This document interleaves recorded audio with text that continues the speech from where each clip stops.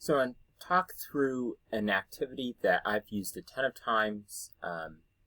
You can use with a range of grade levels.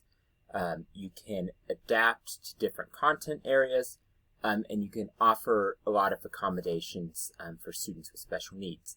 And so in this version, the activity is a seed dissection. You can do the same thing with fruit or flowers. If you're studying plants, if you're studying animals, you can go get bags of crickets from the pet store. You can do it with crickets. You can do it with rocks. You can do it with just about anything you can come up with. And so the idea here is to provide a structure where we're going to let students ask questions, be curious, and actually participate in science without necessarily a known defined answer at the end. One of my biggest gripes as a science teacher is when we are participating in labs, but the teacher knows the answer. Or you can get it wrong. That's not really the way science works. The way science works is you have an idea, you seek out evidence to answer your question, and then you build an explanation from your evidence. So, typically on activities like this, I tend to start with a pretty broad question. Now, as your students get used to the activity, you can give them the question but not the background information. You can give them everything. Perhaps you even have them come up with their own questions eventually. I've done that, especially with older students. You could maybe have them come up with their own questions, but then students that are on IEPs and maybe need more structure, you give that to them. Maybe you provide the questions, they come up with a method. So there's a lot of versions of how this can work, but it's the same structure. The other thing I like about this structure is this is the same fundamental structure that really science carries throughout. So as they get used to it here, maybe in second or third grade with this one, that's the same fundamental structure they would see in an AP biology class as a senior. Right? So it's continuity and structure, which was one of the goals and something that's really critical in science education. We're building up patterns of what it means to do science.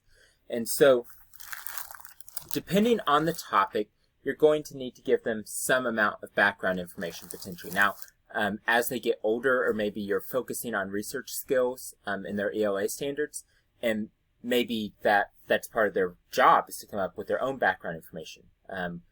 When I was teaching high school students, a lot of times that was the case. Maybe I gave them a resource, or maybe not, but they had to come up with their own background information.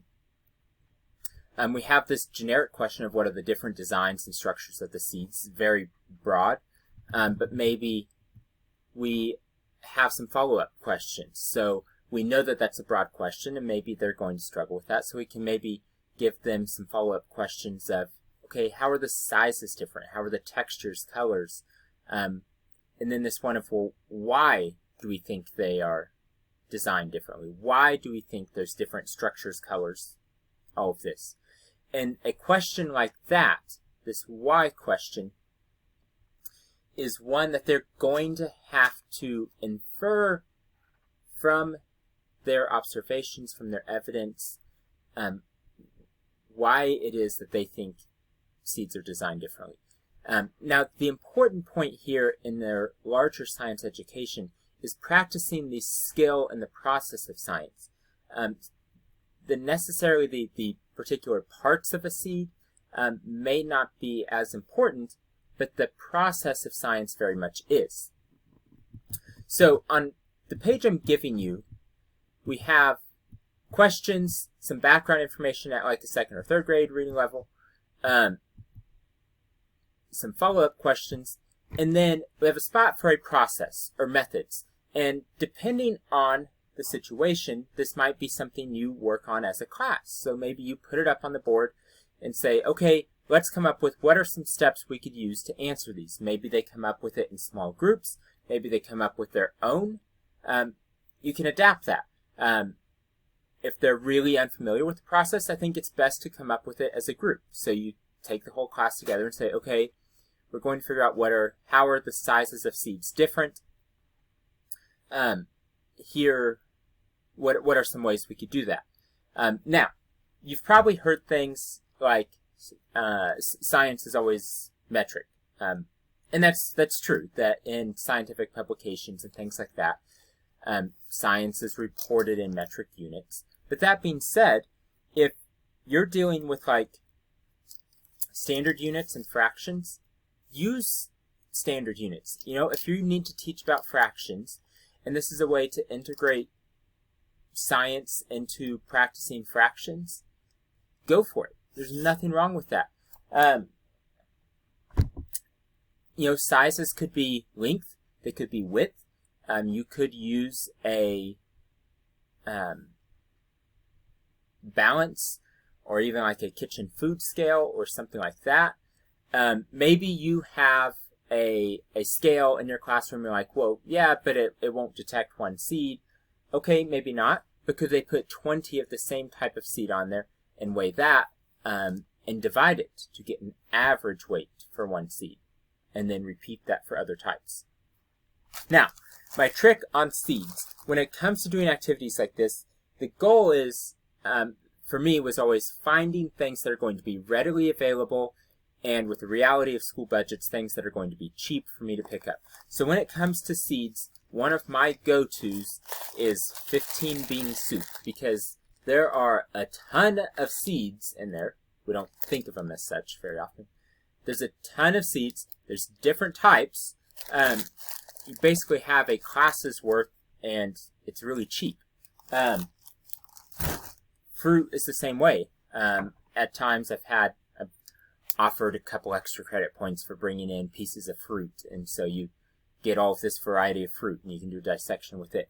Like I said, with crickets, you can go buy them, a pretty good number of them, really cheaply at the pet store. If you have a pet store close enough that you can get crickets, because they sell them for lizard food. So things that are readily available.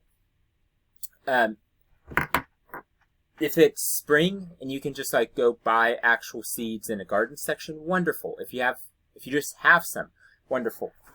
What I like about the bean soup mix is it's available year round, and it's cheap, and you have a wide variety. And so there's things they can pair in there. You can also throw in some popcorn kernels. You know, maybe they have corn kernels in there also. Maybe you buy this, you throw in some popcorn kernels, and you also have a package of seeds left over from whatever. You can mix things around. So, what's important to keep track of. So we're going to come up with a process. We're going to come up with steps. We can do that as a class. They do it on their own. Steps of how are we going to answer our questions.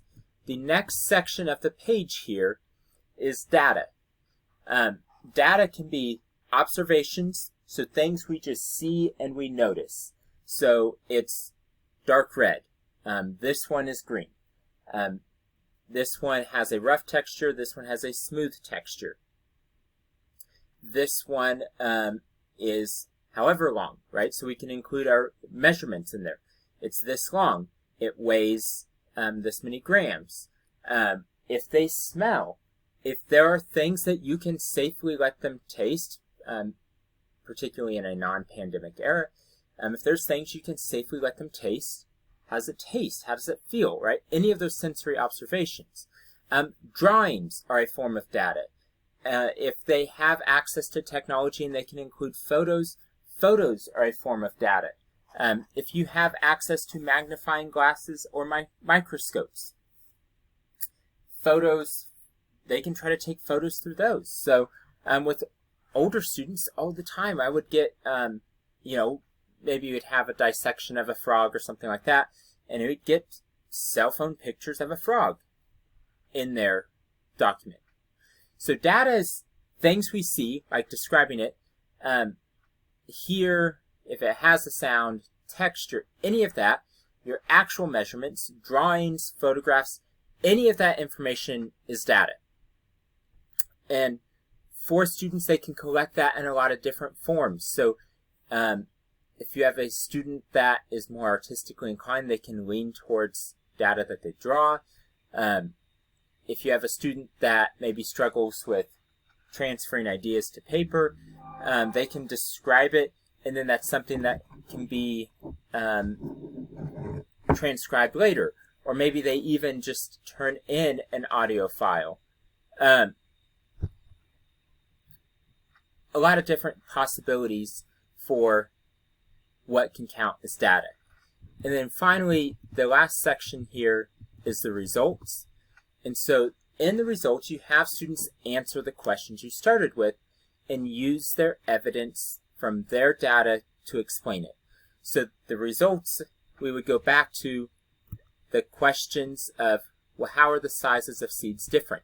And they may say something like, there's a lot of different sizes of seeds. The red ones we measured were 1 centimeter long. The green ones we measured were 0.5 centimeter. Most of the ones we measured were less than 1 centimeter. Right? They can use evidence from their data. They could use evidence for the textures and colors. So we saw some that were yellow, green, red, white. And then finally, when you have a question like, well, why are they designed differently? That's where they can start to infer or maybe make predictions. And so they could say things like, the seeds we had grow in a wide variety of habitats, or maybe they grow in different environments, and so maybe different designs help them survive in different environments. Or maybe if you have something like this, you might have a kid go, well, they're all beans, so maybe it's that they're related and they're similar because they're related. So maybe it's family relationships. Things like that. So for your task with this, you're going to participate in it as if you were a student. You're going to get 5 different types of seeds. If you use the bean soup, that's fine. If you have other seeds, whatever, not a problem at all. They tend to be easier to look at and much easier to pull apart if you soak them. So if you soak them overnight, then they're easier to look at and pull apart. If you have a magnifying glass and you want to use that, awesome. If you have other things available and you can use it, great. You are going to complete this sheet as if you were an elementary student, a good elementary student. And then we're going to actually use those for an activity in the next module. So please reach out if you have questions. Please reach out if you want ideas of how this could be adapted. And most of all, just enjoy your process of exploring and looking at these.